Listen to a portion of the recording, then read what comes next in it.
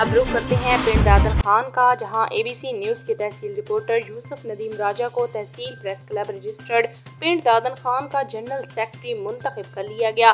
साबिक general secretary Chaudhary Yunus Shahbaz की तबीयत नासाज होने के बायस उन्होंने अपने ओहदा से इस्तीफा दिया था।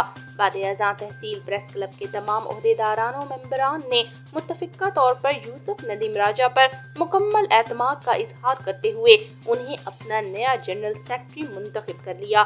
इस मौके पर यूसुफ नदीम राजा का कहना था, साबिक जनरल सेक्रेटरी चौधरी यूनुस शहबाज का 14 साला इक़्तिदार काबिल सताइश है और इसे सुनहरे हरूफ में लिखा जाएगा।